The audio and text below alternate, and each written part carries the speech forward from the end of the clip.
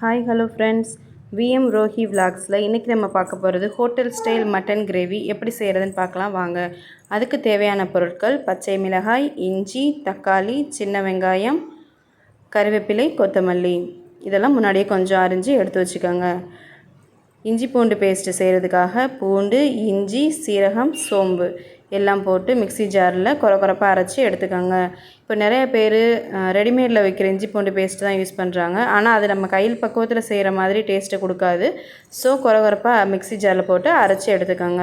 இந்த பதத்துக்கு இருந்துச்சுன்னா போதும். ஓகே, இந்த பதத்தில் இருந்தால் போதும். தென் இன்றைக்கி நாங்கள் 1/4 கிலோ மட்டன் வாங்கி கிரேவி செய்ய போகிறோம். ஸோ அந்த நல்லா அலசி எடுத்து வச்சுக்கோங்க. ஒரு கடாய் எடுத்து தேவையான அளவு எண்ணெய் ஊற்றி பிரியாணி மசாலா பொருட்கள் அதில் ஆட் பண்ணணும். பிரிஞ்சி இலை, பட்டை, கசகசா, சோம்பு எல்லாம் போட்டு பொன்னிறம் ஆகிற வரைக்கும் நல்லா வதக்கி எடுத்துக்கோங்க. நெக்ஸ்ட்டு சின்ன வெங்காயம் போட்டு நல்லா வதக்கி விட்டுக்கோங்க. பொடி பொடியாக நறுக்கணும்னு அவசியம் இல்லை, ரெண்டாக இருக்க மாதிரி அரைஞ்சிக்கிட்டால் போதும். நல்லா வெங்காயம் நல்லா வதங்கினதுக்கப்புறம் தக்காளி போட்டு ஒரு டைம் நல்லா கிண்டி விட்டுக்கோங்க. தென் கொஞ்சம் வதங்கினதுக்கப்புறம் பச்சை மிளகாய், கறிவேப்பிலை, கொத்தமல்லி எல்லாத்தையும் போட்டு நல்லா வதக்கி விட்டுக்கோங்க.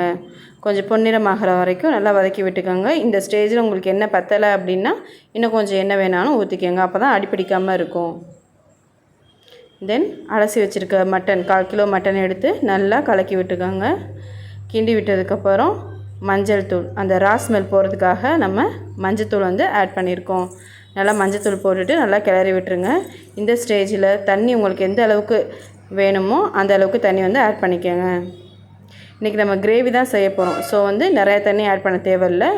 கொஞ்சம் நார்மலாக தேவையான அளவு தண்ணி ஊற்றிக்கோங்க. ஊற்றி நல்லா கிண்டி வச்சுட்டு ஒரு மூடி போட்டு 1/2 அன் ஹவருக்கு நல்லா வேக விட்டுருங்க. தென் 1/2 அன் ஹவர் கழித்து திறந்து பார்த்தோம்னா மட்டன் நல்லா வெந்திருக்கும், சாஃப்டாக இருக்கும், பஞ்சு போல் இருக்கும். இப்போ ப்ரெஸ் பண்ணி பார்த்தோம்னா இந்த ஸ்டேஜில் இருக்கணும். ஓகே, நல்லா ப்ரெஸ் ஆகுது. மட்டன் நல்லா வெந்துருச்சு. தென் ஒரு சின்ன கடாய் எடுத்து எண்ணெய் ஊற்றி சோம்பு, அந்த பட்டை மசாலா எல்லாத்தையும் போட்டு நல்லா வதக்கி விடணும்.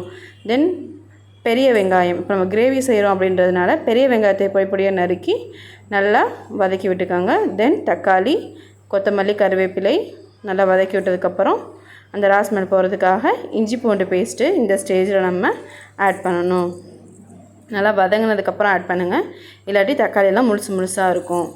இஞ்சி பூண்டு பேஸ்ட்டு கொரப்பாக அரைச்சதை எடுத்து இந்த ஸ்டேஜில் நம்ம ஆட் பண்ணியிருக்கோம். நல்லா வதக்கி விட்டுக்கோங்க.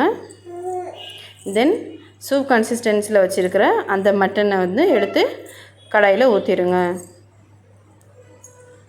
தேவையான அளவு உப்பு இந்த ஸ்டேஜில் நம்ம ஆட் பண்ணியிருக்கோம். மிளகாய்த்தூள், மல்லித்தூள் சேர்த்துருக்கோம். குழம்பு கன்சிஸ்டன்சியில் வேணும்னா கொஞ்சம் நேரத்தில் இறக்கிடலாம். நம்ம கிரேவியாக செய்ய போகிறோம். ஸோ நல்லா கிளறி விட்டுட்டு ஒரு 15 மினிட்ஸுக்கு நல்லா இதை வேக விட்டுருங்க. நல்லா கிண்டி விட்டுட்டு அடிக்கடி எந்த ஸ்டேஜில் இருக்குது, தண்ணி போதுமா, உங்களுக்கு எந்த லெவலில் வேணுமோ அந்த அளவுக்கு கிளறி விட்டுக்கோங்க. மட்டன் நல்லா வெந்திருக்குது. இந்த ஸ்டேஜில் நம்ம கிரேவி வேணுன்றதுனால தேங்காய், சோம்பு ரெண்டையும் மிக்ஸி ஜாரில் போட்டு அரைச்சி அந்த கெட்டித்தன்மைக்காக இப்போ நம்ம ஊற்றிருக்கோம். நல்லா கிளறி விடுங்க. மட்டன் ஸ்மெல் நல்லா சூப்பராக வந்திருக்குது. கிரேவி ரெடியாக போகுது. நமக்கு தேவையான அளவுக்கு எண்ணெய் ஊற்றிக்கோங்க. நல்லா வெந்ததுக்கப்புறம் எண்ணெய் தனியாக பிரிஞ்சு வந்துடும். ஸோ சூப்பரான மட்டன் சுக்கா ரெடி ஆயிடுச்சு.